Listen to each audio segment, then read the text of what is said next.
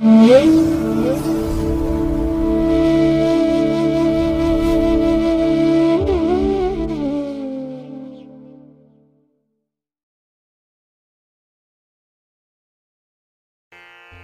ಮಹಾಗಣಪತೇ ನಮಃ.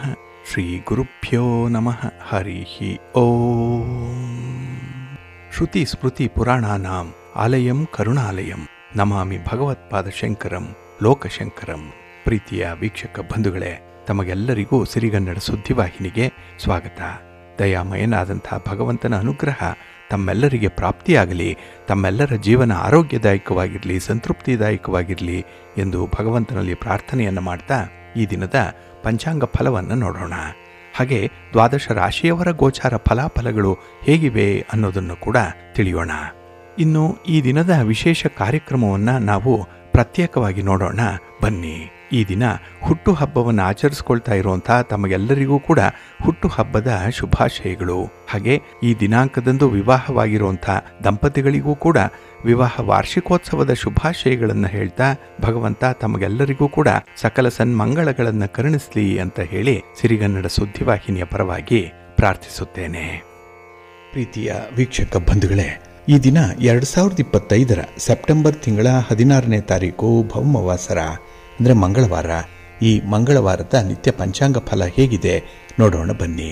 ಶ್ರೀ ವಿಶ್ವಾವಸು ನಾಮ ಸಂವತ್ಸರೆ ದಕ್ಷಿಣಾಯನೆ ವರ್ಷ ಋತು ಭಾದ್ರಪದ ಮಾಸ ಕೃಷ್ಣ ಪಕ್ಷದ ದಶಮಿಯ ತಿಥಿ ಈ ದಿನ ಇದೆ. ಇದು ಈ ದಿನ ರಾತ್ರಿ 2:36 ಇರಲಿದೆ. ನಂತರ ಏಕಾದಶಿ ಆರಂಭ ಆಗುತ್ತೆ. ಈ ದಿನದ ನಕ್ಷತ್ರ ಆರಿದ್ರ ನಕ್ಷತ್ರ. ಇದು ಈ ದಿನ ಬೆಳಿಗ್ಗೆ 10:20 ಇರಲಿದೆ. ನಂತರ ಪುನರ್ವಸು ನಕ್ಷತ್ರ ಆರಂಭ ಆಗುತ್ತೆ. ಈ ದಿನದ ಕರ್ಣ ಪೂರ್ವಕರ್ಣ ವಣಿಜ. ಇದು ಈ ದಿನ ಮಧ್ಯಾಹ್ನ 12:55 ಇರಲಿದೆ. ನಂತರ ಉತ್ತರ ಕರ್ಣ ವಿಷ್ಟಿ ಅಥವಾ ಭದ್ರ ಆರಂಭ ಆಗುತ್ತೆ. ಈ ದಿನದ ಯೋಗ ವರಿಯಾಣ ಯೋಗ. ಇದು ಈ ದಿನ ರಾತ್ರಿ 12:33 ಇರಲಿದೆ. ನಂತರ ಪರಿಘ ಯೋಗ ಆರಂಭ ಆಗುತ್ತೆ. ಈ ದಿನ ದಿಕ್ಷೂಲೆ ಇರುವಂಥದ್ದು ಉತ್ತರ ದಿಕ್ಕಿಗೆ. ಇನ್ನು ಈ ದಿನ ಸೂರ್ಯ ಇರುವಂಥ ರಾಶಿ ಸಿಂಹ, ಚಂದ್ರ ಇರುವಂಥ ರಾಶಿ ಮಿಥುನ. ಹಾಗೆ ಈ ದಿನ ರಾಹುಕಾಲ ಇರುವಂಥ ಸಮಯ ಈ ದಿನ ಅಪರಾಹ್ನ 3:20 ಸಂಜೆ 4:51 ಉಳಿಕ ಕಾಲ ಈ ದಿನ ಮಧ್ಯಾಹ್ನ 12:17 ಮಧ್ಯಾಹ್ನ 1:49 ಇನ್ನು ಯಮಗಂಡ ಕಾಲ ಈ ದಿನ ಬೆಳಿಗ್ಗೆ 9:15 ಬೆಳಿಗ್ಗೆ 10:46 ಇರಲಿದೆ. ಇನ್ನು ಈ ದಿನ ದುಷ್ಟ ಮುಹೂರ್ತ ಇರುವಂತಹ ಸಮಯ ಈ ದಿನ ಬೆಳಿಗ್ಗೆ 8:34 ಬೆಳಿಗ್ಗೆ 9:23 ದುಷ್ಟ ಮುಹೂರ್ತದ ಸಮಯ. ಹಾಗಾಗಿ ಈ ಸಮಯದಲ್ಲಿ ಯಾವುದೇ ಪ್ರಯಾಣವನ್ನಾಗ್ಲಿ ಯಾವುದೇ ಶುಭ ಕಾರ್ಯಗಳನ್ನಾಗ್ಲಿ ಆರಂಭ ಮಾಡಬೇಡಿ. ಏಕೆಂದ್ರೆ ನೀವು ಯಾವುದೇ ಕೆಲಸ ಕಾರ್ಯಗಳನ್ನು ಈ ದುಷ್ಟ ಮುಹೂರ್ತ ಇರುವಂತಹ ಸಮಯದಲ್ಲಿ ಆರಂಭ ಮಾಡಿದ್ರೆ ಅದರಿಂದ ಬರುವಂತಹ ಫಲಿತಾಂಶಗಳು ಅಷ್ಟೊಂದು ಅನುಕೂಲಕರವಾಗಿ ಇರೋದಿಲ್ಲ. ಆದ್ರಿಂದಲೇ ಈ ದುಷ್ಟ ಮುಹೂರ್ತವನ್ನ ಅವಾಯ್ಡ್ ಮಾಡುವಂಥದ್ದು ತುಂಬಾ ಉತ್ತಮ. ಇನ್ನು ಈ ದಿನ ಅಭಿಜಿತ್ ಮುಹೂರ್ತ ಇರುವಂತಹ ಸಮಯ ಈ ದಿನ ಬೆಳಿಗ್ಗೆ 11:51 ಮಧ್ಯಾಹ್ನ 12:40 ಅಭಿಜಿತ್ ಮುಹೂರ್ತದ ಸಮಯ. ಇನ್ನು ಈ ದಿನ ವಿಶೇಷವಾಗಿ ಅಮೃತ ಕಾಲ ಇರುವಂತಹ ಸಮಯ ಈ ದಿನ ಬೆಳಗಿನ ಜಾವ 4:03 ಪ್ರಾತಃ ಕಾಲ 5:37 ಅಮೃತ ಕಾಲದ ಸಮಯ. ಇನ್ನು ಈ ದಿನ ಸೂರ್ಯೋದಯ ಆಗುವಂತಹ ಸಮಯ ಈ ದಿನ ಪ್ರಾತಃ ಕಾಲ 6:08 ಸೂರ್ಯಾಸ್ತ ಸಂಜೆ 6:23. ಇನ್ನು ಈ ದಿನ ಚಂದ್ರನ ಬಲ ಇರುವಂತಹ ರಾಶಿಗಳು ಅಂತ ಹೇಳಿದ್ರೆ ಮೇಷ, ಮಿಥುನ, ಸಿಂಹ, ಕನ್ಯಾ, ಧನಸ್ಸು ಮತ್ತೆ ಮಕರ. ಈ 6 ರಾಶಿಯವರಿಗೆ ಗೋಚಾರದಲ್ಲಿ ಚಂದ್ರನಿಂದ ಶುಭ ಫಲಗಳ ಯೋಗ ಇರುತ್ತೆ. ಇನ್ನು ಉಳಿದ 6 ರಾಶಿಯವರಿಗೆ ಮಿಶ್ರ ಫಲದ ಯೋಗ ಇರುತ್ತೆ. ಅದನ್ನು ಮುಂದೆ ದ್ವಾದಶ ರಾಶಿಯವರ ಗೋಚಾರ ಫಲಗಳನ್ನ ನೋಡುವಂತಹ ಸಂದರ್ಭದಲ್ಲಿ ಮತ್ತಷ್ಟು ವಿಚಾರಗಳನ್ನ ತಿಳ್ಕೊಳ್ಳೋಣ. ಇನ್ನು ಈ ದಿನದ ಹೊರದ ಅಧಿಪತಿ ಕುಜ. ಕುಜ ಅಂತ ಹೇಳಿದ್ರೆ ಭೂಮಿಕಾರಕ.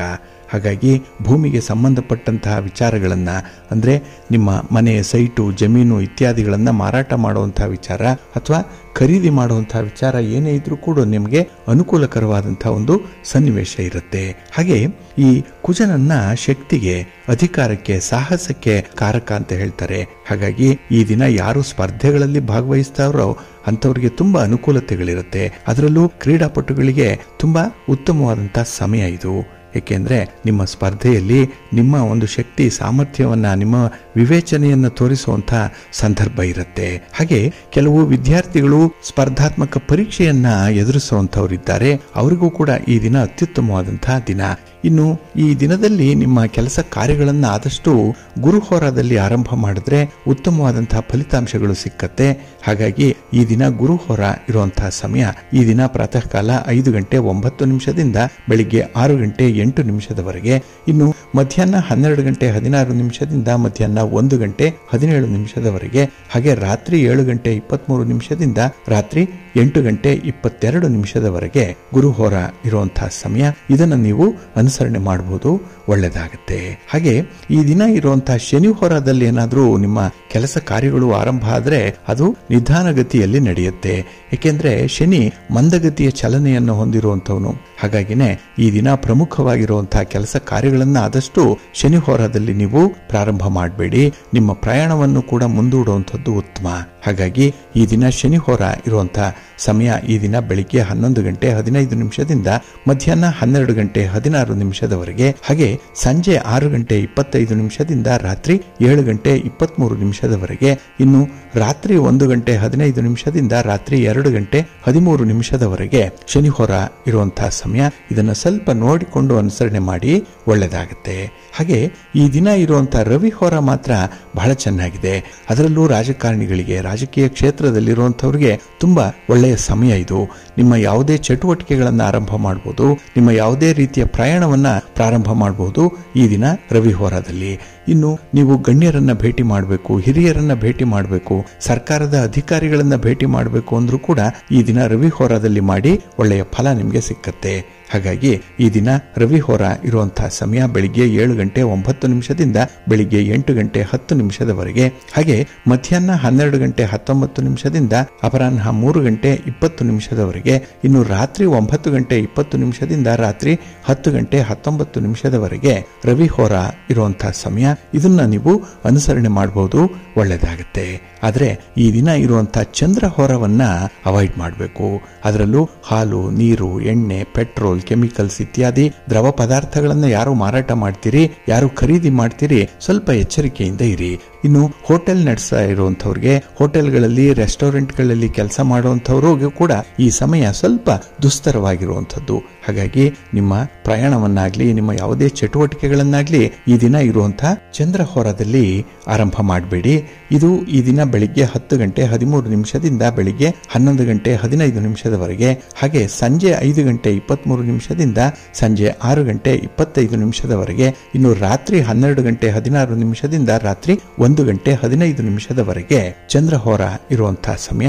ಇದನ್ನ ಸ್ವಲ್ಪ ಅವಾಯ್ಡ್ ಮಾಡ್ಕೊಳ್ಳಿ, ಒಳ್ಳೆಯದಾಗುತ್ತೆ. ಹಾಗಾಗಿ ಬಂಧುಗಳೇ, ನಿಮ್ಮ ಕೆಲಸ ಕಾರ್ಯಗಳನ್ನು ಆದಷ್ಟು ಒಳ್ಳೆಯ ಸಮಯದಲ್ಲಿ ಆರಂಭ ಮಾಡಿ. ಒಳ್ಳೆಯ ಮುಹೂರ್ತ ಯಾವುದಿದೆ ಅನ್ನುವಂಥದ್ದನ್ನ ನೀವು ತಿಳ್ಕೊಳ್ಬೇಕು. ಅದಕ್ಕಾಗಿನೇ ಪ್ರತಿನಿತ್ಯ ಆ ದಿನದ ಪಂಚ ಅಂಗಗಳಾದಂತಹ ತಿಥಿ, ವಾರ, ನಕ್ಷತ್ರ, ಯೋಗ, ಕರ್ಣ ಇವುಗಳ ಬಗ್ಗೆ ತಿಳ್ಕೊಳ್ಬೇಕು. ಹಾಗೆ ಯಾವ ಹೋರಾದಲ್ಲಿ ಯಾವ ಕೆಲಸವನ್ನ ಆರಂಭ ಮಾಡಿದ್ರೆ ಉತ್ತಮ ಫಲಿತಾಂಶ ಸಿಕ್ಕತ್ತೆ ಅನ್ನುವಂಥದ್ದನ್ನು ಕೂಡ ನೀವು ಮೊದಲೇ ಲೆಕ್ಕಾಚಾರ ಮಾಡಿರಬೇಕು. ಅದಕ್ಕಾಗಿನೇ ಸಿರಿಗನ್ನಡ ಸುದ್ದಿವಾಹಿನಿ ಪ್ರತಿನಿತ್ಯ ಪ್ರಸಾರ ಮಾಡುವಂತಹ ಈ ಪಂಚಾಂಗದ ವಿವರಗಳನ್ನ ಕೇಳಿಸ್ಕೊಳ್ಳಿ. ಇದರಲ್ಲಿ ನಿಮಗೆ ಬೇಕಾದಂತಹ ಎಲ್ಲ ಮಾಹಿತಿಗಳು ಕೂಡ ಸಿಕ್ಕತ್ತೆ. ಅದನ್ನ ನೀವು ಅನುಸರಣೆ ಮಾಡಿ, ಖಂಡಿತ ನಿಮ್ಮ ಪ್ರಯತ್ನ ಯಶಸ್ವಿಯಾಗತ್ತೆ. ನೀವು ಯಾವ ಫಲಿತಾಂಶ ಬೇಕು ಅಂತ ಹೇಳಿ ಬಯಸ್ತೀರೋ ಅದು ನಿಮಗೆ ತಲುಪತ್ತೆ. ಈ ಒಂದು ಪಂಚಾಂಗ ನಿಮಗೆ ಮಾರ್ಗದರ್ಶಿಯಾಗಿ ನಿಲ್ಲತ್ತೆ, ಒಳ್ಳೆದಾಗತ್ತೆ. ಬಂಧುಗಳೇ, ತಮಗೆಲ್ಲರಿಗೂ ಗೊತ್ತಿರೋ ಹಾಗೆ ಈಗ ಪಿತೃಪಕ್ಷ ನಡೀತಾ ಇದೆ. ಅದರಲ್ಲೂ ಈ ಪಿತೃಗಳ ಶ್ರಾದ್ದವನ್ನ ಅಮಾವಾಸ್ಯೆಯ ಒಳಗೆ ಮಾಡಬೇಕು ಅನ್ನುವಂಥ ವಿಚಾರವನ್ನ ನಾವು 4-5 ದಿನಗಳಿಂದ ತಿಳಿಸ್ತಾ ಇದ್ದೇವೆ. ಇಲ್ಲಿ ಸರ್ವಪಿತೃ ಅಮಾವಾಸ್ಯೆ ಅನ್ನುವಂಥದ್ದು ಎಲ್ಲಾ ರೀತಿಯಲ್ಲಿ ಪಿತೃಗಳಿಗೆ ಪ್ರಶಸ್ತವಾಗಿರುವಂತಹ ದಿನ. ಹಾಗಾಗಿ ಆ ದಿನ ನೀವು ತಿಲತರ್ಪಣವನ್ನು ಕೊಡುವಂಥದ್ದಾಗ್ಲಿ, ಪಿಂಡ ಪ್ರದಾನವನ್ನ ಮಾಡುವಂಥದ್ದನ್ನಾಗ್ಲಿ ಮುಂದುವರಿಸಬಹುದು. ಇನ್ನು ಅದರ ಹಿಂದಿನ ದಿನ ಚತುರ್ದಶಿಯ ದಿನ. ಇದು ಇದೇ ಸೆಪ್ಟೆಂಬರ್ ತಿಂಗಳ 20ನೇ ತಾರೀಕು ಶನಿವಾರದ ದಿನ ಇರುತ್ತೆ.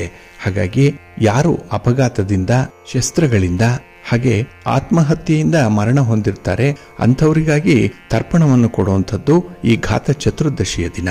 ಅದು ಈ ಅಮಾವಾಸ್ಯೆಯ ಹಿಂದಿನ ದಿನ ಮಾಡಬೇಕಾಗಿರುವಂಥದ್ದು. ಇನ್ನು ಈ ಪಿತೃಗಳ ಶ್ರಾದ್ದವನ್ನ ಪ್ರತಿಯೊಬ್ಬರೂ ಕೂಡ ಮಾಡಬೇಕು ಅನ್ನುವಂಥ ವಿಚಾರ ಧರ್ಮಶಾಸ್ತ್ರದಲ್ಲಿದೆ. ಒಂದು ವೇಳೆ ಮಾಡದೇ ಇದ್ರೆ ಅದರಿಂದ ಉಂಟಾಗುವಂತಹ ತೊಂದರೆಯನ್ನ ಪ್ರತಿಯೊಬ್ಬರೂ ಕೂಡ ಕುಟುಂಬದಲ್ಲಿ ಅನುಭವಿಸಬೇಕಾಗತ್ತೆ. ಹಾಗಾಗಿ ಈ ಪಿತೃಪಕ್ಷದಲ್ಲಿ ಕುಟುಂಬದಲ್ಲಿರುವಂತಹ ಯಾರಾದರೂ ಒಬ್ಬರು ಆ ಕುಟುಂಬದಲ್ಲಿ ಗತಿಸಿರುವಂತಹವರ ಹೆಸರಿನಲ್ಲಿ ತರ್ಪಣವನ್ನು ಕೊಟ್ಟರೆ ಸಾಕು. ಹಾಗಾಗಿ ಒಂದು ವೇಳೆ ತರ್ಪಣ ಕೊಡದೇ ಇದ್ರೆ ಇಡೀ ಕುಟುಂಬಕ್ಕೆ ಆ ಪಿತೃಗಳ ಶಾಪ ತಟ್ಟತ್ತೆ ಅನ್ನುವಂಥ ಒಂದು ನಂಬಿಕೆ ಇದೆ. ಆದ್ರಿಂದಲೇ ಇಲ್ಲಿ ಸಹೋದರರು ಎಷ್ಟೇ ಇದ್ರೂ ಕೂಡ ಯಾರಾದರೂ ಒಬ್ಬರು ಈ ಪಿತೃಪಕ್ಷದ ಆಚರಣೆಯನ್ನ ಮಾಡಬೇಕು ಅನ್ನುವಂಥದ್ದಿದೆ. ಇದರಿಂದ ಕುಟುಂಬಕ್ಕೆ ನಮ್ಮ ಪೂರ್ವಜರಿಂದ ಉಂಟಾಗುವಂತಹ ತೊಂದರೆ ಕಡಿಮೆ ಆಗತ್ತೆ ಅನ್ನುವಂಥ ಒಂದು ವಿಚಾರ ಇದೆ. ಹಾಗೆ ಕುಟುಂಬದಲ್ಲಿರುವಂತಹ ಎಲ್ಲ ಸದಸ್ಯರು ಕೂಡಿ ಶ್ರಾದ್ದವನ್ನ ಮಾಡಬೇಕು. ಇದು ಸರ್ವಶ್ರೇಷ್ಠ. ಅದರಲ್ಲೂ ಹಿರಿಯ ಸಹೋದರ ಶ್ರಾದ್ದವನ್ನ ಮಾಡಬೇಕು. ಕಾರಣಾಂತರಗಳಿಂದ ಬೇರೆ ಊರಿನಲ್ಲಿ ವಾಸಿಸ್ತಾ ಇದ್ರೆ ಕಡೆ ಪಕ್ಷ ಒಬ್ಬ ಸಹೋದರನಾದರೂ ಕೂಡ ಶ್ರಾದ್ದವನ್ನ ಮಾಡಲೇಬೇಕು ಅನ್ನುವಂಥದ್ದು ಇದೆ. ಹಾಗಾಗಿನೇ ಈ ಮಹಾಲಯ ಶ್ರಾದ್ದದಲ್ಲಿ ತಂದೆ ತಾಯಿಯ ಜೊತೆಗೆ ಇತರ ಆಪ್ತರು ಕೂಡ ಬರೋದ್ರಿಂದ ಅವರಿಗೂ ಕೂಡ ಪಿಂಡವನ್ನ ನೀಡಬೇಕಾಗತ್ತೆ. ಸಾಮಾನ್ಯವಾಗಿ ಈ ತಂದೆ ತಾಯಿಯ ತಿಥಿಯನ್ನ ಮಾಡುವಂಥದ್ದು ಅವರ ಮೃತ್ಯುವಿನ ದಿನ, ಅಂದ್ರೆ ಅವರ ಮೃತ್ಯುವಿನ ತಿಥಿಯಂದು ಶ್ರಾದ್ದವನ್ನ ಮಾಡ್ತಾರೆ. ಅದಕ್ಕೆ ವಾರ್ಷಿಕ ಶ್ರಾದ್ದ ಅಂತ ಹೇಳಿ ಕರೆಯುವಂಥದ್ದು ಇದೆ. ಇದರಲ್ಲಿ ತಂದೆ ಶ್ರಾದ್ದ ಇದ್ರೆ ತಂದೆ, ಅಜ್ಜ, ಮುತ್ತಜ್ಜ, ಹಾಗೆ ತಾಯಿಯದ್ದಾಗಿದ್ರೆ ಅಜ್ಜಿ, ಹಾಗೆ ತಾಯಿಯ ಮುತ್ತಜ್ಜಿ ಈ ಪಿತೃರೂಪಗಳಲ್ಲಿ ಬರ್ತಾರೆ. ಇನ್ನು ಮಹಾಲಯ ಶ್ರಾದ್ದದಲ್ಲಿ ಅವರೊಂದಿಗೆ ನಮ್ಮ ಇಡೀ ಕುಟುಂಬವೇ, ಅಂದ್ರೆ ನಮ್ಮ ಕುಟುಂಬದಲ್ಲಿ ಮರಣ ಹೊಂದಿರುವಂತಹ ಎಲ್ಲರೂ ಕೂಡ ಈ ಶ್ರಾದ್ದದ ಪರಿಧಿಗೆ ಬರ್ತಾರೆ. ಹಾಗಾಗಿನೇ ನಮ್ಮ ಬಂಧುಗಳಾಗ್ಲಿ, ಆಪ್ತರು ಅನ್ನಿಸ್ಕೊಂಡಿರುವಂಥವ್ರು, ಪರಿಚಿತರು, ಮಿತ್ರರು, ಹಿತಚಿಂತಕರು ಎಲ್ಲರಿಗೂ ಕೂಡ ಪಿಂಡವನ್ನ ನೀಡಬಹುದು ಅಥವಾ ಈ ತಿಲತರ್ಪಣವನ್ನ ನೀಡಬಹುದು ಅನ್ನುವಂಥ ಒಂದು ವಿಚಾರ ಇದೆ. ಹಾಗಾಗಿ ಇಲ್ಲಿ ಕಾರಣಾಂತರಗಳಿಂದ ಪಿತೃಪಕ್ಷದಲ್ಲಿ ಮಹಾಲಯವನ್ನ ಮಾಡಲಿಕ್ಕೆ ಕೆಲವರಿಗೆ ಸಾಧ್ಯ ಆಗಲ್ಲ.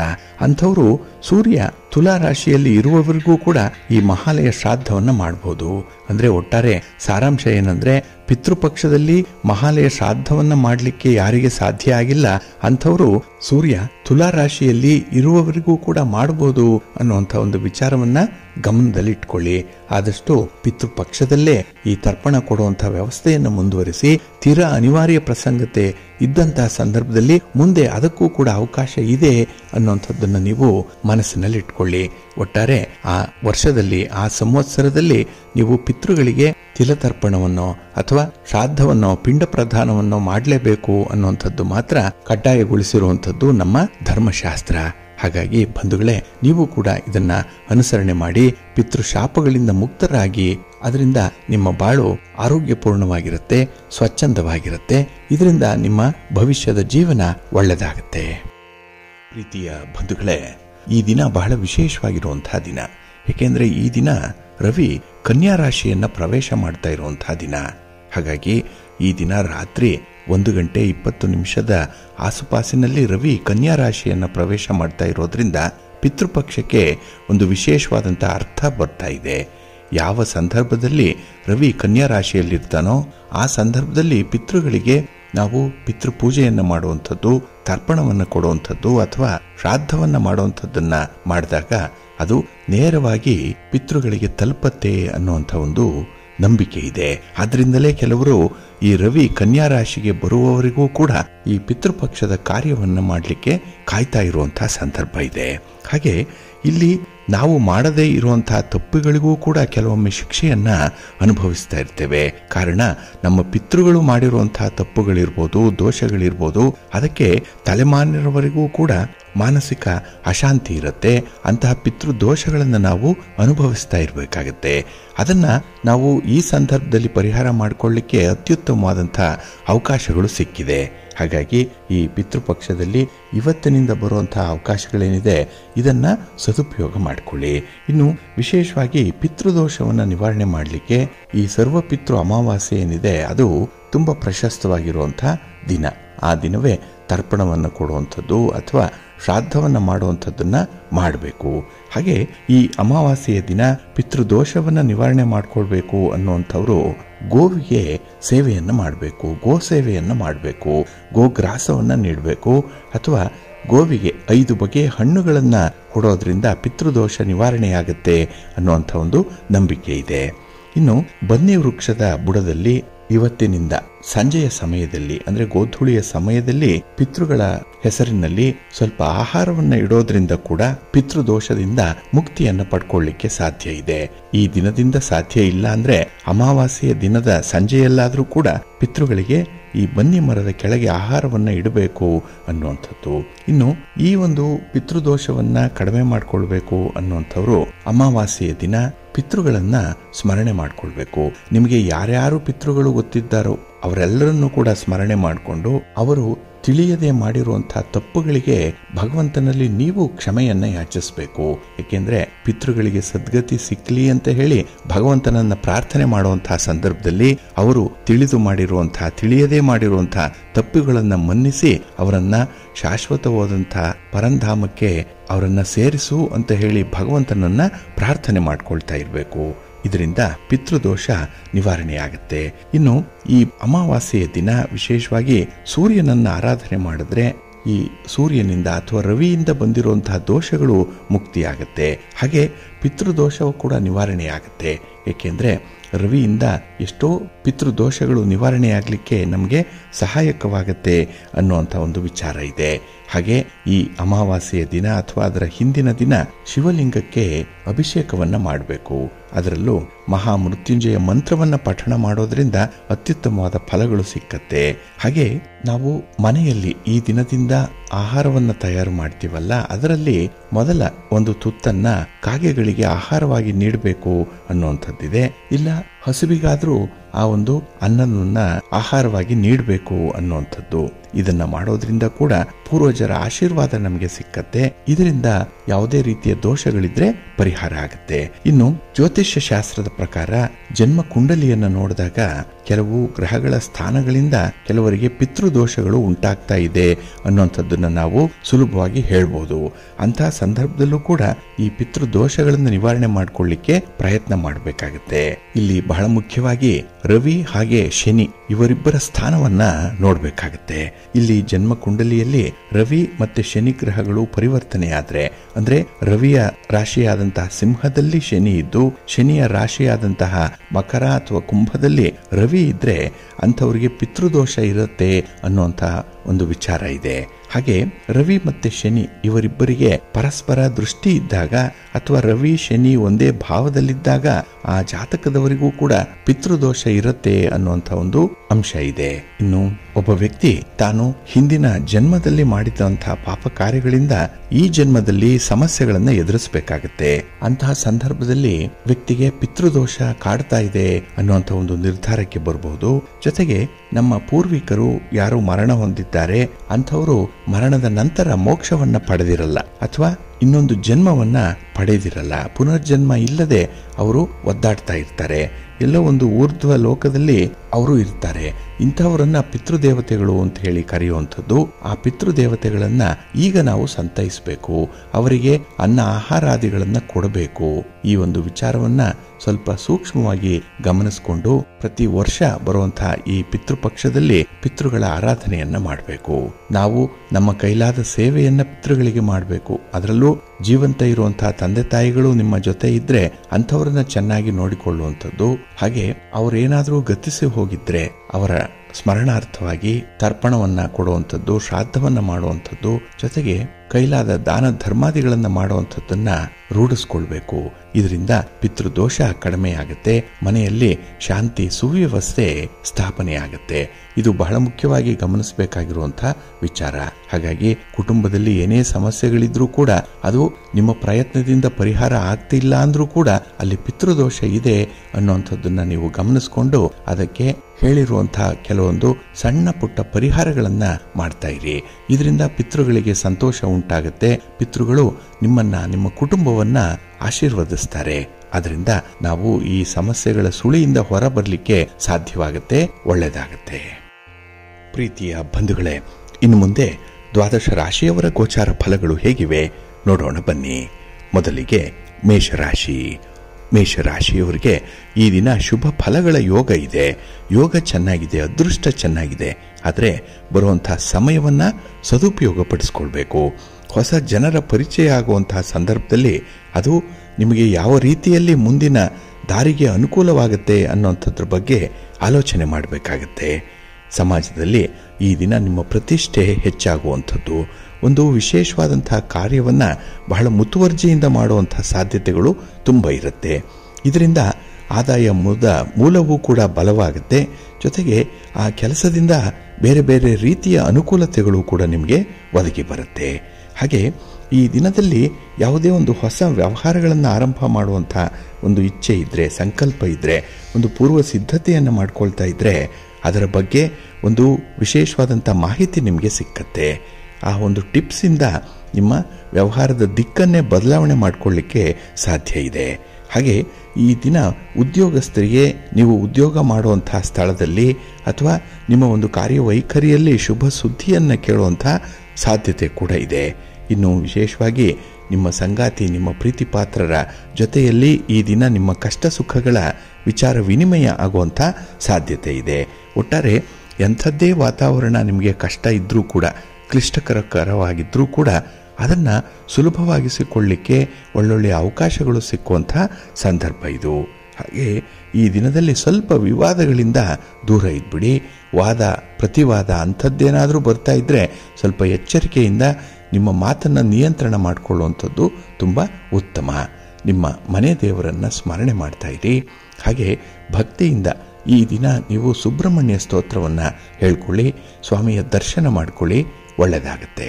ನಿಮ್ಮ ಅದೃಷ್ಟದ ಬಣ್ಣ ಕೆಂಪು, ಅದೃಷ್ಟದ ದಿಕ್ಕು ಪೂರ್ವ ದಿಕ್ಕು, ಅದೃಷ್ಟ ಸಂಖ್ಯೆ 1. ವೃಷಭ ರಾಶಿಯವರಿಗೆ ಈ ದಿನ ದ್ವಿತೀಯದಲ್ಲಿ ಧನಸ್ಥಾನದಲ್ಲಿ ಚಂದ್ರ ಇರೋದ್ರಿಂದ ಹಣಕಾಸಿನ ವಿಚಾರದಲ್ಲಿ ಸ್ವಲ್ಪ ಹಿನ್ನಡೆ ಉಂಟಾಗುವಂಥದ್ದಿದೆ. ಆದಾಯ ಅಗತ್ಯಕ್ಕೆ ಸಾಕಾಗದೆ ಹೊಸ ಸಾಲವನ್ನು ಮಾಡುವಂಥ ಒಂದು ಆಲೋಚನೆ ಮನಸ್ಸಿಗೆ ಬರುತ್ತೆ. ಆದರೆ ಹಾಸಿಗೆ ಇದ್ದಷ್ಟು ಕಾಲು ಚಾಚು ಅನ್ನುವಂಥ ಹಿರಿಯರ ಮಾತಿನ ಒಂದು ಸಲಹೆ ಏನಿದೆ ಅದನ್ನು ಮರೆತಂತೆ ಕಾಣಿಸುತ್ತೆ ಈ ದಿನದಲ್ಲಿ. ಹಾಗಾಗಿ ನಿಮ್ಮ ಶಕ್ತಿ ಮೀರಿ ಯೋಜನೆಗಳನ್ನು ರೂಪಿಸುವಂಥದ್ದು, ಅದಕ್ಕೆ ಸಂಪನ್ಮೂಲಗಳನ್ನು ಕ್ರೋಢೀಕರಣ ಮಾಡುವಂಥ ಸಂದರ್ಭದಲ್ಲಿ ಸ್ವಲ್ಪ ಎಡವುವಂಥ ಸಾಧ್ಯತೆ ಕೂಡ ಇರುತ್ತೆ. ಹಾಗೆ ಈ ಹಣದಿಂದಲೇ ನಿಮ್ಮ ಮೇಲೆ ಆರೋಪಗಳು ಬರುವಂಥ ಸಾಧ್ಯತೆ ಇದೆ. ಹಣ ಕೈಯಲ್ಲಿ ನಿಲ್ತಾ ಇಲ್ಲ ಅನ್ನುವಂಥದ್ದು ಒಂದು ಬಾಧೆ ಆದರೆ, ಈ ಹಣ ದುಂದು ವೆಚ್ಚ ಆಗಿದೆ ಅನ್ನುವಂಥದ್ದು ಕುಟುಂಬಸ್ಥರ ಒಂದು ಆರೋಪ. ಹಾಗಾಗಿ ಈ ದಿನ ಹಣದಲ್ಲಿ ನಾನಾ ರೂಪದಲ್ಲಿ ನಿಮಗೆ ಸ್ವಲ್ಪ ಸಂಕಷ್ಟಗಳು ಉಂಟಾಗುವಂಥ ಸಾಧ್ಯತೆಗಳು ಇರುತ್ತೆ. ಇನ್ನು ಈ ದಿನದಲ್ಲಿ ವ್ಯವಹಾರಗಳೇನೋ ಸುಗಮವಾಗಿ ಸಾಗುತ್ತೆ, ಆದರೆ ಹಣ ಇಲ್ಲ. ಎಲ್ಲರಿಗೂ ಕೂಡ ಒಳ್ಳೆಯವರಾಗೇ ಕೆಲಸವನ್ನು ಮಾಡ್ತೀರಿ, ಸಹಾಯವನ್ನು ಮಾಡಲಿಕ್ಕೆ ಮುಂದೆ ಹೋಗ್ತೀರಿ. ಇದರಿಂದ ಕೂಡ ನಿಮಗೆ ನಷ್ಟವಾಗುವಂಥ ಸಾಧ್ಯತೆಗಳಿರುತ್ತೆ.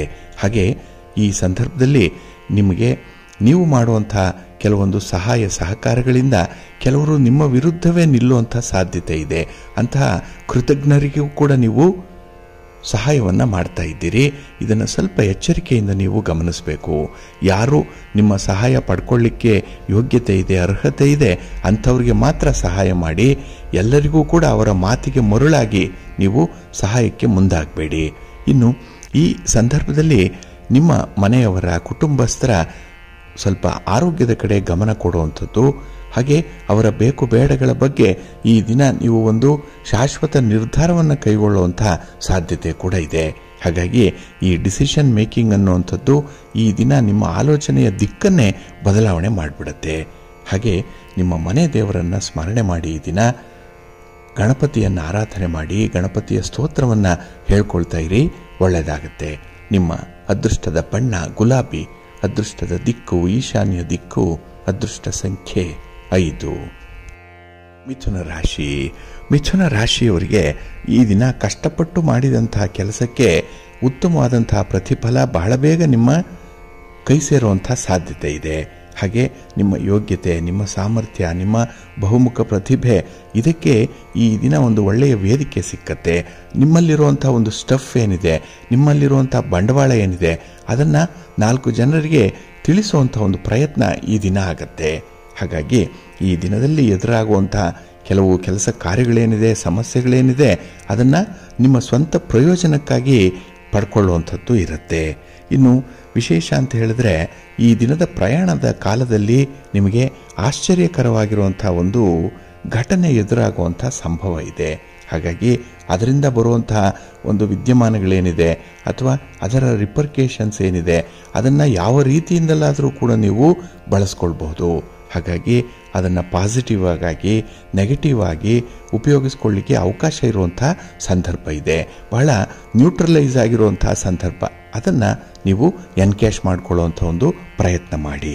ಹಾಗೆ ಈ ದಿನ ಗ್ರಹ ಸ್ಥಾನಗಳು ನಿಮಗೆ ತುಂಬ ಅನುಕೂಲಕರವಾಗಿದೆ. ಹಾಗಾಗಿನೇ ನಿಮ್ಮ ಇಚ್ಛೆಯನ್ನು ನೆರವೇರಿಸ್ಕೊಳ್ಳಿಕ್ಕೆ ಈ ದಿನ ಒಳ್ಳೆಯ ಅವಕಾಶಗಳು ಸಿಕ್ಕುವಂಥದ್ದು ಇದೆ. ಕೆಲಸದಲ್ಲಿ ಹೆಚ್ಚಿನ ಉತ್ಸಾಹ ಇದೆ, ಆತ್ಮವಿಶ್ವಾಸ ಇದೆ. ಹಾಗೆ ಇಡೀ ಕುಟುಂಬದ ಜವಾಬ್ದಾರಿಯನ್ನೇ ಹೊರಬಲ್ಲೆ ಅನ್ನುವಂಥ ಒಂದು ಮನಸ್ಥಿತಿ ನಿಮ್ಮದಾಗಿರುತ್ತೆ. ಇನ್ನು ನಿಮ್ಮ ಸಂಗಾತಿ, ನಿಮ್ಮ ಪ್ರೀತಿ ಪಾತ್ರರು, ನಿಮ್ಮ ಒಳ್ಳೆಯ ಸ್ನೇಹಿತರು ಈ ದಿನ ನಿಮ್ಮ ಜೊತೆಗಿರ್ತಾರೆ, ನಿಮ್ಮ ಬೆಂಬಲಕ್ಕಿರ್ತಾರೆ. ಇದು ಕೂಡ ನಿಮಗೆ ಒಂದು ರೀತಿಯಲ್ಲಿ ಮಾರಲ್ ಸಪೋರ್ಟ್ ಆಗುವಂಥದ್ದು. ಹಾಗೆ ಯಾವುದೇ ಕೆಲಸವನ್ನು ಮಾಡಲಿಕ್ಕೂ ಕೂಡ ಅದು ನಿಮಗೆ ಪರೋಕ್ಷವಾಗಿ ಒಂದು ರೀತಿಯಲ್ಲಿ ಪ್ರೇರಣೆಯನ್ನು ಕೊಡುತ್ತೆ. ಅದೇ ನಿಮಗೆ ಮೋಟಿವೇಶನ್. ಅದನ್ನು ಸದಾ ಇಟ್ಕೊಳ್ಳಿ, ಒಳ್ಳೆಯದಾಗತ್ತೆ. ನಿಮ್ಮ ಇಷ್ಟ ದೇವರನ್ನು ಆರಾಧನೆ ಮಾಡ್ತಾ ಇರಿ. ಹಾಗೆ ಭಕ್ತಿಯಿಂದ ಶ್ರೀ ಲಕ್ಷ್ಮೀ ನೃಸಿಂಹ ಸ್ತೋತ್ರವನ್ನು ಈ ದಿನ ಹೇಳ್ತಾ ಇರಿ, ಒಳ್ಳೆಯದಾಗತ್ತೆ. ವೆಂಕಟೇಶ್ವರ ಸ್ವಾಮಿಯ ದರ್ಶನ ಕೂಡ ಮಾಡಿಕೊಳ್ಳಿ, ಒಳ್ಳೆಯ ಫಲ ನಿಮಗೆ ಸಿಕ್ಕತ್ತೆ. ನಿಮ್ಮ ಅದೃಷ್ಟದ ಬಣ್ಣ ತಿಳಿ ಹಸಿರು, ಅದೃಷ್ಟದ ದಿಕ್ಕು ಪೂರ್ವ ದಿಕ್ಕು, ಅದೃಷ್ಟ ಸಂಖ್ಯೆ 1. ಕರ್ಕಾಟಕ ರಾಶಿ. ಕರ್ಕಾಟಕ ರಾಶಿಯವರಿಗೆ ಈ ದಿನ ನಿಮ್ಮ ರಾಶಿಯ ಅಧಿಪತಿಯಾದಂತಹ ಚಂದ್ರ ವ್ಯಯಸ್ಥಾನದಲ್ಲಿದ್ದಾನೆ, 12ನೇ ಮನೆ. ಅದರಲ್ಲೂ ಈ ಬೆಳಗಿನ ಅವಧಿಯಲ್ಲಿ ಸ್ವಲ್ಪ ಮಾನಸಿಕ ತುಮುಲತೆ ಅನ್ನುವಂಥದ್ದು ಇರುತ್ತೆ. ನಿಮ್ಮ ಮನಸ್ಸು ನಿಮ್ಮ ನಿಯಂತ್ರಣಕ್ಕೆ ಬರ್ತಾ ಇಲ್ಲ, ಆಲೋಚನೆಗಳಲ್ಲಿ ಒಂದು ಹದ ಇಲ್ಲ. ಹಾಗೆ ಈ ದಿನ ಕೆಟ್ಟ ಆಲೋಚನೆಗಳು, ನೆಗೆಟಿವ್ ಥಾಟ್ಸ್ ಅನ್ನುವಂಥದ್ದು ತುಂಬ ಇರುತ್ತೆ. ಹಾಗಾಗಿ ನಿಮಗೆ ಈ ಒಂದು ಪರಿಸ್ಥಿತಿಗೆ ಇನ್ಫ್ಲೂಯೆನ್ಸ್ ಯಾರು ಮಾಡಿದ್ದಾರೆ ಅಂಥವರ ಜೊತೆಯಲ್ಲೇ ಹೆಚ್ಚು ಸಮಯವನ್ನು ಕಳೆಯುವಂಥದ್ದಿದೆ. ಹಾಗಾಗಿ ಈ ದಿನದ ಬಾಪ್ತು ನಷ್ಟದ್ದೇ ಆಗಿರುತ್ತೆ. ಯಾವುದೇ ವಿಚಾರ ತೆಗೆದುಕೊಳ್ಳಿ, ಅಲ್ಲಿ ನಿಮಗೆ ಅನುಕೂಲ ಅನ್ನುವಂಥದ್ದು ಇರಲ್ಲ, ಬದಲಾಗಿ ಅನಾನುಕೂಲಗಳೇ ಜಾಸ್ತಿ ಇರುವಂಥ ಸಂದರ್ಭ ಇರುತ್ತೆ. ಹಾಗೆ ಈ ವೃತ್ತಿಪರ ಉದ್ಯೋಗದಲ್ಲಿರುವಂಥವರು ನಿಮ್ಮ ಮೇಲಧಿಕಾರಿಗಳ ಜೊತೆಯಲ್ಲಿ ಈ ದಿನ ಎಚ್ಚರಿಕೆಯಿಂದ ವ್ಯವಹಾರ ಮಾಡಬೇಕಾಗತ್ತೆ. ಎಲ್ಲೋ ಒಂದು ಕಡೆ ಮಾತಿನಲ್ಲಿ ಸಿಕ್ಕಾಕೊಂಡು ಬಿಡ್ತೀರಿ. ಹಾಗಾಗಿನೇ ಈ ದಿನ ಒಂದು ತಪ್ಪಾದ ನಿರ್ಣಯದಿಂದ ಕೂಡ ನಿಮಗೆ ಸಣ್ಣ ಪ್ರಮಾಣದಲ್ಲಿ ಒಂದು ಶಿಕ್ಷೆ ಆಗುವಂಥ ಸಾಧ್ಯತೆ ಇರುತ್ತೆ. ಇದು ಮನಸ್ಸಿಗೆ ತುಂಬ ಕಿರಿಕಿರಿಯನ್ನು ಉಂಟು ಮಾಡುವಂಥ ಸಂದರ್ಭ. ಸ್ವಲ್ಪ ಎಚ್ಚರಿಕೆ. ಇನ್ನು ದೂರದ ಪ್ರಯಾಣ ಅನ್ನುವಂಥದ್ದು ಏನಾದರೂ ಇದ್ದರೆ ಅದನ್ನು ಮುಂದೂಡುವಂಥದ್ದು ಉತ್ತಮ. ಹಾಗೆ ಕೈಗೊಂಡಂತಹ ಕೆಲಸ ಕಾರ್ಯಗಳು ಸಮಯಕ್ಕೆ ಸರಿಯಾಗಿ ಪೂರ್ಣ ಆಗಲ್ಲ. ಇದರಿಂದ ಕುಟುಂಬಸ್ಥರ ಒಂದು ಮೂದಲಿಕೆಗೆ ನೀವು ಕಾರಣವಾಗಬೇಕಾಗತ್ತೆ. ಹಾಗಾಗಿನೇ ಕುಟುಂಬಸ್ಥರು ಹೇಳುವಂತಹ ಕೆಲವು ಮಾತುಗಳು, ಅದರಲ್ಲಿ ಕೆಲವು ಸತ್ಯ ಇರಬಹುದು, ಕೆಲವು ಸತ್ಯಕ್ಕೆ ದೂರವಾಗಿರಬಹುದು. ಆದರೂ ಕೂಡ ನಿಮ್ಮ ಮೇಲೆ ವೃಥ ಆರೋಪಗಳು ಬರುವಂಥ ಸಂದರ್ಭ ಇರುತ್ತೆ. ಹಾಗಾಗಿ ಯಾವುದೇ ವ್ಯವಹಾರಗಳಲ್ಲಿ ನೀವು ಉತ್ಸಾಹವನ್ನು ಕಡಿಮೆ ಮಾಡಿಕೊಳ್ಬೇಡಿ. ಜೊತೆಗೆ ನಿಮ್ಮ ಆರೋಗ್ಯವನ್ನು ನಿರ್ಲಕ್ಷ್ಯ ಮಾಡಬೇಡಿ. ಇದನ್ನು ಗಮನದಲ್ಲಿಟ್ಕೊಂಡು ಈ ದಿನದ ಜವಾಬ್ದಾರಿಯನ್ನು ಮುಂದುವರಿಸಿ, ಒಳ್ಳೆಯದಾಗುತ್ತೆ. ನಿಮ್ಮ ಮನೆ ದೇವರನ್ನು ಸ್ಮರಣೆ ಮಾಡ್ತಾ ಇರಿ. ಹಾಗೆ ಈ ದಿನ ಶಿವಸ್ತೋತ್ರವನ್ನು ಹೇಳ್ಕೊಳ್ಳಿ, ಶಿವನ ಪರಿವಾರ ದೇವತೆಗಳನ್ನು ಪ್ರಾರ್ಥನೆ ಮಾಡಿಕೊಳ್ಳಿ, ಒಳ್ಳೆಯದಾಗುತ್ತೆ.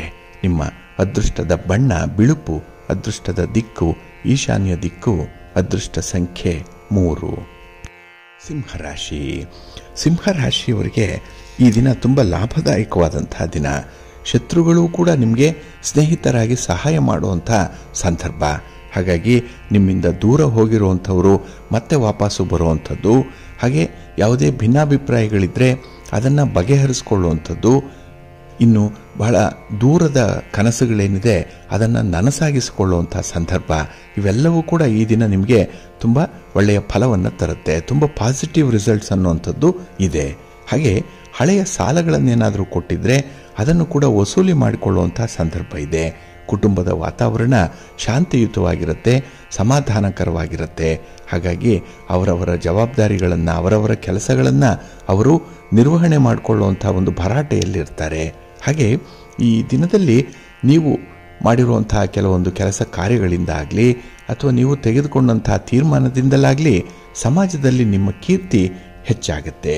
ಇನ್ನು ಉದ್ಯೋಗದಲ್ಲಿರುವಂಥವರು ನಿಮ್ಮ ಕಾರ್ಯಕ್ಷಮತೆ ಏನಿದೆ, ನಿಮ್ಮ ಒಂದು ಅನುಭವ ಏನಿದೆ, ನಿಮ್ಮ ಸಾಮರ್ಥ್ಯ ಏನಿದೆ, ಹಾಗೆ ನಿಮ್ಮ ಒಂದು ಸ್ಕಿಲ್ ಏನಿದೆ ಅದನ್ನು ಈ ದಿನ ಮೇಲಧಿಕಾರಿಗಳಿಗೆ ತೋರಿಸುವಂಥದ್ದು.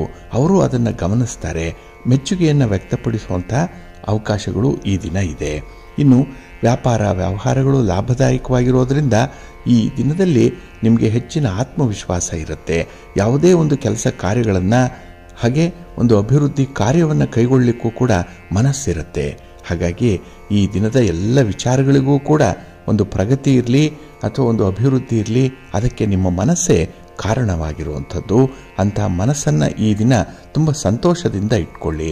ಆ ಮನಸ್ಸಿಗೆ ಬೇಕಾಗಿರುವಂಥ ವಿಚಾರಗಳನ್ನು ಹೆಚ್ಚಾಗಿ ಪೂರೈಸುವಂಥ ಒಂದು ಪ್ರಯತ್ನ ಮಾಡಿ, ಒಳ್ಳೆಯದಾಗುತ್ತೆ. ಆಂಜನೇಯ ಸ್ತೋತ್ರವನ್ನು ಹೇಳ್ಕೊಳ್ಳಿ. ಹನುಮಾನ್ ಚಾಲೀಸನ್ನು ಈ ದಿನ ಪಠಣ ಮಾಡ್ಕೊಳ್ಳಿ, ಒಳ್ಳೆಯದಾಗುತ್ತೆ.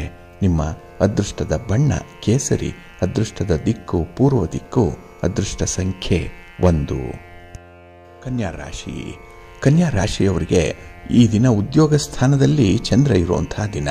ಹಾಗಾಗಿನೇ ಈ ಕರ್ಮಸ್ಥಾನದಲ್ಲಿ ನಿಮಗೆ ವಿಶೇಷವಾದಂಥ ಒಂದು ಆಸಕ್ತಿ ಇದೆ, ಒಲವಿದೆ, ಉತ್ಸಾಹ ಇದೆ.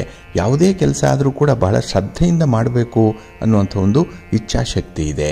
ಹಾಗಾಗಿ ಈ ದಿನ ಬೇರೆಯವರು ನಿಮ್ಮ ಕೆಲಸ ಕಾರ್ಯಗಳಲ್ಲಿ ಹೇಗೆ ಮೂಗು ತೂರಿಸ್ತಾರೆ, ಹಾಗೆ ಆ ಕೆಲಸವನ್ನು ಹೇಗೆ ಅವರು ಸ್ವೀಕರಿಸ್ತಾರೆ ಅನ್ನೋಂಥದ್ರ ಬಗ್ಗೆ ನಿಮಗೆ ಚಿಂತೆ ಇಲ್ಲ. ಬದಲಾಗಿ ನಿಮ್ಮನ್ನು ನೀವು 100ಕ್ಕೆ 100ರಷ್ಟು ಕೆಲಸದಲ್ಲಿ ತೊಡಗಿಸ್ಕೊಳ್ತೀರಿ. ಈ ವರ್ಕ್ ಇನ್ವಾಲ್ವ್ಮೆಂಟ್ ಅನ್ನುವಂಥದ್ದು ತುಂಬ ಚೆನ್ನಾಗಿದೆ. ಇನ್ನು ವಿಶೇಷತೆ ಅಂತ ಹೇಳಿದ್ರೆ, ಈ ದಿನ ನಿಮ್ಮ ಅಧಿಕಾರಿಗಳ ನೆರವಿನೊಂದಿಗೆ ಕೆಲಸವನ್ನು ಪೂರೈಸ್ತೀರಿ. ಅವರ ಒಂದು ಸಲಹೆ ಮಾರ್ಗದರ್ಶನ ನಿಮಗೆ ಬಹಳ ವಿಶೇಷವಾಗಿ ಸಿಕ್ಕತ್ತೆ. ಇನ್ನು ಈ ದಿನದಲ್ಲಿ ಸ್ತ್ರೀ ವರ್ಗದವರಿಂದ ನಿಮಗೆ ಹಣಕಾಸಿನ ನೆರವು ಸಿಕ್ಕುವಂಥದ್ದು, ನಿಮ್ಮ ಕೆಲಸ ಕಾರ್ಯಗಳಿಗೆ ಬೇಕಾದಂತಹ ಕೆಲವೊಂದು ಮಾರ್ಗದರ್ಶನಗಳನ್ನ ಪಡ್ಕೊಳ್ಳುವಂಥ ಅವಕಾಶಗಳು ಕೂಡ ಇದೆ. ಹಾಗಾಗಿ ಈ ದಿನ ಅವಕಾಶಗಳ ಸುರಿಮಳೆ ನಿಮಗೆ. ಅದನ್ನು ಯಾವ ರೀತಿಯಲ್ಲಿ ಬಳಸ್ಕೊಳ್ತೀರಿ ಅನ್ನೋಂಥದ್ರ ಮೇಲೆ ನಿಮ್ಮ ಪ್ರಗತಿಯ ಹಂತ ನಿರ್ಣಯ ಆಗುತ್ತೆ. ಇನ್ನು ಈ ದಿನದಲ್ಲಿ ದೂರದ ಪ್ರಯಾಣ ನಿಮಗೆ ಲಾಭದಾಯಕವಾಗಿರುತ್ತೆ. ವ್ಯಾಪಾರ ವ್ಯವಹಾರಗಳು ಕೂಡ ಅತ್ಯಂತ ಉತ್ತಮ ಮಟ್ಟದಲ್ಲಿ ನಡೆಯುವಂಥದ್ದು, ಮನಸ್ಸಿಗೆ ಸಂತೃಪ್ತಿ ಸಿಕ್ಕುವಂಥ ಅವಕಾಶಗಳಿದೆ. ಹಾಗೆ ಈ ಸಂದರ್ಭ ಮನೆಯಲ್ಲಿರುವಂಥ ಮಕ್ಕಳಿದ್ರೆ ಅಥವಾ ಮನೆಯಲ್ಲಿರುವಂಥ ಸದಸ್ಯರಿಂದ ನಿಮಗೂ ಕೂಡ ಒಂದು ರೀತಿಯಲ್ಲಿ ಒಳ್ಳೆಯ ಸುದ್ದಿ ಸಿಕ್ಕತ್ತೆ, ಸಂತೋಷದ ವಾತಾವರಣ ಇರುತ್ತೆ. ಹಾಗೆ ನಿಮ್ಮ ಪ್ರಗತಿಯ ದಾರಿ ಮುಂದುವರಿಯುವಂಥದ್ದು. ಹಾಗಾಗಿನೇ ಯಾವುದೇ ಒಂದು ಕಣ್ದೃಷ್ಟಿ ಇರಲಿ, ಯಾವುದೇ ಒಂದು ದೃಷ್ಟಿ ದೋಷ ಇರಲಿ, ಕೆಲವರು ನಿಮ್ಮ ಪ್ರಗತಿಯನ್ನು ಕಂಡು ಹೊಟ್ಟೆ ಉರಿ ಪಡುವಂಥ ಜನರಿರಲಿ, ಅವರನ್ನು ಈ ದಿನ ಪಕ್ಕಕ್ಕಿಟ್ಟು ನಿಮ್ಮ ಒಂದು ಪ್ರಗತಿಯನ್ನು ಮುಂದುವರಿಸ್ತೀರಿ. ಅದು ನಿಮ್ಮ ಧೈರ್ಯವನ್ನು, ನಿಮ್ಮಲ್ಲಿರುವಂಥ ಆತ್ಮವಿಶ್ವಾಸವನ್ನು ತಿಳಿಸುತ್ತೆ. ಅದನ್ನು ಸ್ವಲ್ಪ ಹೆಚ್ಚು ಮಾಡಿಕೊಳ್ಳಿ. ಇನ್ನೂ ಒಂದು ಸ್ವಲ್ಪ ಒಂದು ಸ್ಟ್ರೆಂತ್ ಆಗೋ ರೀತಿಯಲ್ಲಿ ನೋಡ್ಕೊಳ್ಳಿ. ಬಲ ಬರಬೇಕು, ಅದಕ್ಕೆ ಒಳ್ಳೆಯದಾಗುತ್ತೆ. ನಿಮ್ಮ ಮನೆ ದೇವರನ್ನು ಸ್ಮರಣೆ ಮಾಡ್ತಾ ಇರಿ. ಹಾಗೆ ಲಕ್ಷ್ಮೀ ವೆಂಕಟೇಶ್ವರ ಸ್ವಾಮಿಯ ಆರಾಧನೆ ಮಾಡಿ, ಮಹಾಲಕ್ಷ್ಮಿಯನ್ನು ಪ್ರಾರ್ಥನೆ ಮಾಡಿಕೊಳ್ಳಿ. ಈ ದಿನ ಒಳ್ಳೆಯದಾಗುತ್ತೆ.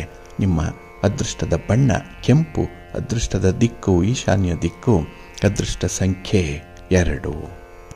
ತುಲಾರಾಶಿ. ತುಲಾರಾಶಿಯವರಿಗೆ ಈ ದಿನ ಸ್ವಲ್ಪ ಜೀವನವೇ ಏರುಪೇರಿನಲ್ಲಿ ನಡೆಯುವಂಥದ್ದು. ನೀವು ಅಂದುಕೊಂಡಂತೆ ಕೆಲಸಗಳಾಗಲ್ಲ, ಆದರೆ ಆ ಕೆಲಸಗಳು ಯಾವ ಫಲಿತಾಂಶವನ್ನು ಕೊಡುತ್ತೆ ಅದಕ್ಕೆ ನೀವು ಹೊಂದಿಕೊಳ್ಬೇಕಾಗತ್ತೆ. ಸ್ವಲ್ಪ ಅಡಾಪ್ಟಬಿಲಿಟಿ ಅನ್ನುವಂಥದ್ದು ಬೇಕು. ಹಾಗೆ ಜೀವನದಲ್ಲಿ ಎಲ್ಲವೂ ಕೂಡ ನೀವು ಎಣಿಸಿದಂತೆ ಆಗಲ್ಲ. ಕೆಲವೊಂದು ವ್ಯತ್ಯಯಗಳಲ್ಲೇ ಮುಕ್ತಾಯ ಆಗುತ್ತೆ. ಕೆಲವೊಂದು ಲಾಭಗಳು ಉಂಟಾಗಬಹುದು, ಕೆಲವೊಂದು ನಷ್ಟಗಳು ಉಂಟಾಗಬಹುದು. ಆದರೆ ಅದನ್ನೆಲ್ಲ ನೀವು ಸಮದೃಷ್ಟಿಯಲ್ಲಿ ನೋಡಬೇಕಾಗುತ್ತೆ. ಹಾಗೆ ಈ ದಿನ ವ್ಯಕ್ತಿಗಳಿರುವಂಥ ದೋಷಗಳು ಬಹಳ ಬೇಗ ನಿಮ್ಮ ಕಣ್ಣಿಗೆ ಬೀಳುವಂಥದ್ದಿದೆ. ಹಾಗಾಗಿ ಒಂದು ದೋಷದಿಂದಲೇ ವ್ಯಕ್ತಿಯನ್ನು ತಿರಸ್ಕರಿಸುವಂಥದ್ದು ಇರುತ್ತೆ. ಆದರೆ 99 ಒಳ್ಳೆಯ ಕೆಲಸಗಳನ್ನು ಮಾಡಿರುವಂಥ ವ್ಯಕ್ತಿಯನ್ನು ಕೂಡ ಈ ದಿನ ನೀವು ಅದೇ ತಕ್ಕಡಿಯಲ್ಲಿ ಇಟ್ಟು ತೂಕ ಮಾಡುವಂಥ ಸಾಧ್ಯತೆ ಇರುತ್ತೆ. ಹಾಗಾಗಿನೇ ಈ ದಿನದಲ್ಲಿ ಸಂಬಂಧಗಳಲ್ಲಿ ಸ್ವಲ್ಪ ಭಿನ್ನಾಭಿಪ್ರಾಯಗಳು ಬರುವಂಥದ್ದು, ಹಾಗೆ ಯಾವುದೇ ವಿಚಾರದಲ್ಲೂ ಕೂಡ ಆಸಕ್ತಿ ಹೆಚ್ಚಾಗಿ ಇರದೇ ಇರುವಂಥ ಸಂದರ್ಭ ಕೂಡ ಇರುತ್ತೆ. ಹಾಗಾಗಿ ಈ ದಿನದಲ್ಲಿ ನೀವು ಗುರಿಯನ್ನು ತಲುಪಲಿಕ್ಕೆ ಸ್ವಲ್ಪ ಕಷ್ಟ ಸಾಧ್ಯ. ವಿದ್ಯಾರ್ಥಿಗಳು ಈ ದಿನ ತುಂಬ ಶ್ರಮ ಪಡ್ತೀರಿ. ಹಾಗೆ ನಿಮಗೆ ನಿಮ್ಮ ಸ್ನೇಹಿತರಿಂದ ಆಗಲಿ ಅಥವಾ ನಿಮ್ಮ ಕುಟುಂಬಸ್ಥರಿಂದಲಾಗಲಿ ಒತ್ತಡಗಳು ಉಂಟಾಗುವಂಥ ಸಂದರ್ಭ ಇದೆ. ನಿಮ್ಮಿಂದ ತುಂಬ ನಿರೀಕ್ಷೆಯನ್ನು ಮಾಡ್ತಾರೆ. ಆ ನಿರೀಕ್ಷೆಯನ್ನು ನೀವು ಫುಲ್ಫಿಲ್ ಮಾಡಲಿಕ್ಕೆ ಆಗದೇ ಇದ್ದಂತಹ ಸಂದರ್ಭದಲ್ಲಿ ದೋಷಾರೋಪಣೆಗಳು ಬಹಳ ಸಲೀಸಾಗಿ ನಿಮ್ಮನ್ನು ತಲುಪುತ್ತೆ, ನಿಮ್ಮ ಹೆಗಲಿಗೆ ಬರುತ್ತೆ. ಇದರಿಂದ ಮನಸ್ಸಿಗೆ ಸ್ವಲ್ಪ ಕಿರಿಕಿರಿ ಉಂಟಾಗುವಂಥದ್ದು. ಒತ್ತಡಗಳ ನಡುವೆ ಈ ದಿನ ಜೀವನವನ್ನು ಮಾಡಬೇಕು. ಜೊತೆಗೆ ಆಹಾರ ವಿಹಾರಾದಿಗಳು ಕೂಡ ಈ ದಿನ ನಿಮಗೆ ಸಮಯಕ್ಕೆ ಸರಿಯಾಗಿ ಸಿಕ್ಕಲ್ಲ. ಅಲ್ಲೂ ಕೂಡ ನಿಮಗೆ ಎಲ್ಲೋ ಒಂದು ಕಡೆ ಕೋತ ಆಗುವಂಥ ಸಂಭವ ಇರುತ್ತೆ. ಒಟ್ಟಾರೆ ಈ ದಿನದ ವಿದ್ಯಮಾನಗಳನ್ನು ಸ್ವಲ್ಪ ಎಚ್ಚರಿಕೆಯಿಂದ ಗಮನಿಸಬೇಕು. ದೂರದ ಪ್ರಯಾಣ ಅದನ್ನು ಆದಷ್ಟು ಮುಂದೂಡುವಂಥದ್ದು ಉತ್ತಮ. ಇನ್ನು ಈ ದಿನ ಯಾವುದೇ ರೀತಿಯ ಹೊಸ ಸಾಲಗಳನ್ನು ತೆಗೆದುಕೊಳ್ಳುವಂಥ ಒಂದು ಪ್ರಯತ್ನ ಆಗಲಿ ಅಂಥದ್ರ ಬಗ್ಗೆ ಆಲೋಚನೆಯನ್ನಾಗಲಿ ಮಾಡಬೇಡಿ. ನಿಮ್ಮ ಇಷ್ಟ ದೇವರನ್ನು ಪ್ರಾರ್ಥನೆ ಮಾಡಿಕೊಳ್ಳಿ, ಮಹಾಲಕ್ಷ್ಮಿಯನ್ನು ದರ್ಶನ ಮಾಡಿಕೊಳ್ಳಿ, ಮಹಾವಿಷ್ಣುವಿನ ಪ್ರಾರ್ಥನೆ ಮಾಡಿಕೊಳ್ಳಿ, ಒಳ್ಳೆಯದಾಗುತ್ತೆ. ನಿಮ್ಮ ಅದೃಷ್ಟದ ಬಣ್ಣ ಕೆಂಪು, ಅದೃಷ್ಟದ ದಿಕ್ಕು ಈಶಾನ್ಯ ದಿಕ್ಕು, ಅದೃಷ್ಟ ಸಂಖ್ಯೆ 4. ವೃಶ್ಚಿಕ ರಾಶಿಯವರಿಗೆ ಈ ದಿನ ಅಪರೂಪಕ್ಕೆ ಒಳ್ಳೆಯ ಆಹ್ವಾನಗಳು ಬರುವಂಥ ಸಾಧ್ಯತೆ ಇದೆ. ಆದರೆ ಅಂತಹ ಆಹ್ವಾನವನ್ನೇ ನೀವು ಅನುಸರಣೆ ಮಾಡೋದ್ರಿಂದ ಅಲ್ಲಿ ನಿಮಗೆ ಮಾನ ಅವಮಾನದ ಪ್ರಶ್ನೆ ಉದ್ಭವ ಆಗುವಂಥದ್ದು ಇರುತ್ತೆ. ಹಾಗಾಗಿ ಈ ದಿನ ಎಲ್ಲರನ್ನ ನಂಬಿ ಮೋಸ ಹೋಗ್ತೀರಿ. ಬೆಳ್ಳಗಿರುವುದೆಲ್ಲ ಹಾಲು ಅನ್ನುವಂಥ ಭಾವನೆ ನಿಮ್ಮ ಮನಸ್ಸಿನಲ್ಲಿರುತ್ತೆ. ಸ್ವಲ್ಪ ಮುಗ್ಧ ಮನಸ್ಸೇ, ಆದರೆ ಬೇರೆಯವರು ಅದನ್ನು ಬಳಸ್ಕೊಳ್ಳುವಂಥದ್ದು, ಅದನ್ನು ಅಡ್ವಾಂಟೇಜ್ ಆಗಿ ತೆಗೆದುಕೊಳ್ಳುವಂಥದ್ದು, ಇದರಿಂದ ನಿಮಗೆ ನಷ್ಟ, ನಿಮಗೆ ನಿಮ್ಮ ಕೆಲಸ ಕಾರ್ಯಗಳಲ್ಲಿ ನಿರಾಸಕ್ತಿ ಉಂಟಾಗುವಂಥದ್ದು ಇರುತ್ತೆ. ಹಾಗೆ ಈ ದಿನ ನಿಮ್ಮ ಸ್ನೇಹಿತರಿಂದ ನಿರೀಕ್ಷಿತವಾದಂತಹ ಹಣಕಾಸಿನ ಸಹಾಯ ಸಿಕ್ಕಲ್ಲ. ಹಾಗಾಗಿ ಎಂಥವರನ್ನೂ ಕೂಡ ಈ ದಿನ ನೀವು ನಂಬಬಾರದು. ನಿಮ್ಮ ಸ್ವಂತ ಶಕ್ತಿ ಸಾಮರ್ಥ್ಯದ ಮೇಲೆ ಮಾತ್ರ ಕೆಲಸಗಳನ್ನು ಮುಂದುವರಿಸಬೇಕಾಗತ್ತೆ. ಇನ್ನು ಕೈಗೊಂಡಂತಹ ಕೆಲಸ ಕಾರ್ಯಗಳು ಕೂಡ ಸಕಾಲದಲ್ಲಿ ಮುಕ್ತಾಯ ಆಗಲ್ಲ. ಅಲ್ಲೂ ಕೂಡ ಏನೋ ಒಂದು ಟ್ರಬಲ್ ಇದೆ, ಏನೋ ಒಂದು ತೊಂದರೆ ಇದೆ, ಅಡೆತಡೆ ಇದೆ. ಅದನ್ನು ನಿವಾರಣೆ ಮಾಡಿಕೊಳ್ಳುವಷ್ಟು ಪೇಷನ್ಸ್ ಕೂಡ ಈ ದಿನ ನಿಮಗೆ ಇರಲ್ಲ, ತಾಳ್ಮೆ ಇರಲ್ಲ. ಹಾಗಾಗಿನೇ ಈ ದಿನ ಯಾವುದೇ ಸ್ಥಿತಿ ಬಂದರೂ ಕೂಡ ಅದನ್ನು ಇಷ್ಟ ಇದೆಯೋ ಇಲ್ಲವೋ ಅನುಭವಿಸುವಂಥ ಒಂದು ಮನಸ್ಥಿತಿ ಇರುತ್ತೆ. ಆದರೆ ಈ ಒಂದು ವ್ಯವಸ್ಥೆಗಳನ್ನು ಸರಿಪಡಿಸ್ಕೊಳ್ಳಿಕ್ಕೆ ಅವಕಾಶಗಳೇನೋ ಇದೆ. ಅದಕ್ಕೆ ಸ್ವಲ್ಪ ಶ್ರಮ ಪಡಬೇಕು, ಸ್ವಲ್ಪ ಆಸಕ್ತಿ ಬೇಕು, ಸ್ವಲ್ಪ ಆತ್ಮವಿಶ್ವಾಸ ಬೇಕು. ಆದರೆ ಇದೆಲ್ಲದರ ಕೊರತೆಯಿಂದಲೇ ಈ ದಿನ ನೀವು ಬದಲಾವಣೆಗಳಿಗೆ ಒಗ್ಗಲ್ಲ. ಅದನ್ನು ಕಷ್ಟಪಟ್ಟು ಅನುಭವಿಸ್ತೀರೇ ಹೊರತು ಸುಖ ಪಡುವಂಥ ದಾರಿಯನ್ನು ಕಂಡುಕೊಳ್ಳಿಕ್ಕೆ ಸೋಮಾರಿತನ ಈ ದಿನ ಇರುವಂಥದ್ದು. ಇನ್ನು ಕೌಟುಂಬಿಕ ಸಮಸ್ಯೆಗಳು ಈ ದಿನ ಸ್ವಲ್ಪ ಜಾಸ್ತಿ ಇರುತ್ತೆ. ಒಬ್ಬರನ್ನು ಕಂಡ್ರೆ ಒಬ್ಬರಿಗೆ ಆಗಲ್ಲ, ಏನೋ ಒಂದು ಮಾತಿನ ಚಕಮಕಿ, ಎಲ್ಲೋ ಒಂದು ಕಡೆ ಶೀತಲ ಯುದ್ಧ ಇಂಥದ್ದು ನಡೀತಾ ಇರುತ್ತೆ. ಮಾನಸಿಕ ಒತ್ತಡ ಇದೆ, ಕಿರಿಕಿರಿ ಇದೆ. ಅದನ್ನು ನಿವಾರಣೆ ಮಾಡಿಕೊಳ್ಬೇಕು. ನಿಮ್ಮ ಮನೆ ದೇವರನ್ನು ಸ್ಮರಣೆ ಮಾಡಿಕೊಳ್ಳಿ, ಮನೆ ದೇವರ ದರ್ಶನ ಮಾಡಿಕೊಳ್ಳಿ. ಹಾಗೆ ಯಾವುದಾದ್ರೂ ಒಂದು ಸ್ತ್ರೀ ಶಕ್ತಿ ಪೀಠಕ್ಕೆ ಹೋಗಿ ಬನ್ನಿ, ಅಮ್ಮನವರ ದರ್ಶನ ಮಾಡಿ, ಒಳ್ಳೆಯದಾಗತ್ತೆ. ನಿಮ್ಮ ಅದೃಷ್ಟದ ಬಣ್ಣ ಕೆಂಪು, ಅದೃಷ್ಟದ ದಿಕ್ಕು ಈಶಾನ್ಯ ದಿಕ್ಕು, ಅದೃಷ್ಟ ಸಂಖ್ಯೆ 2. ಧನುರಾಶಿಯವರು ಈ ದಿನ ತುಂಬ ಪ್ರಾಯೋಗಿಕವಾಗಿ ಆಲೋಚನೆ ಮಾಡುವಂಥ ದಿನ. ತುಂಬ ಪ್ರಾಕ್ಟಿಕಲ್ ಆಗಿರ್ತೀರಿ. ಹಾಗಾಗಿನೇ ನಿಮ್ಮ ವ್ಯವಹಾರಗಳಲ್ಲಿ ನಿಮ್ಮ ಪ್ರಯತ್ನಕ್ಕೆ ಮೀರಿದಂತಹ ಫಲಿತಾಂಶಗಳನ್ನು ಪಡ್ಕೊಳ್ಳಿಕ್ಕೆ ಅವಕಾಶಗಳು ಇದೆ. ಒಟ್ಟು ಸ್ವಲ್ಪ ಪ್ರಯತ್ನ ಮಾಡಿದ್ರೆ ಸಾಕು, ನಿಮ್ಮ ಫಲಿತಾಂಶಗಳು ನಿಮ್ಮಂತೆ ಬರುವಂಥದ್ದು ಇರುತ್ತೆ. ಇನ್ನು ಹೊಸ ಕಾರ್ಯಕ್ರಮಗಳನ್ನು ಆರಂಭ ಮಾಡಬೇಕು ಅನ್ನುವಂಥ ಒಂದು ಆಲೋಚನೆ, ಅದರ ಬಗ್ಗೆ ಒಂದು ಪೂರ್ವ ಸಿದ್ಧತೆ, ಯಾರನ್ನು ಭೇಟಿ ಮಾಡಿ ಎಂತಹ ಒಂದು ಸಲಹೆಯನ್ನು ಪಡ್ಕೊಳ್ಬೇಕು, ಸಹಕಾರಗಳನ್ನು ಪಡ್ಕೊಳ್ಬೇಕು ಅನ್ನೋಂಥದ್ರ ಒಂದು ಪೂರ್ವ ಸಿದ್ಧತೆಯಲ್ಲಿ ನಿಮ್ಮನ್ನು ನೀವು ತೊಡಗಿಸ್ಕೊಳ್ಳುವಂಥ ಸಂದರ್ಭ ಇದೆ. ಆದರೆ ಈ ಆಸ್ತಿ ವಿವಾದ ಏನಾದರೂ ಇದ್ದರೆ ಅದಕ್ಕೆ ಕೈ ಹಾಕಬೇಡಿ. ಅದೇ ಈ ದಿನ ರಣರಂಗ ಆಗುವಂಥ ಸಾಧ್ಯತೆ ಇರುತ್ತೆ. ನಿಮ್ಮ ಒಂದು ಆಸೆ ಆಕಾಂಕ್ಷೆಗಳಿಗೆ ಒಂದು ಮಿತಿಯನ್ನು ಇಟ್ಕೊಳ್ಳುವಂಥದ್ದು ತುಂಬ ಉತ್ತಮ.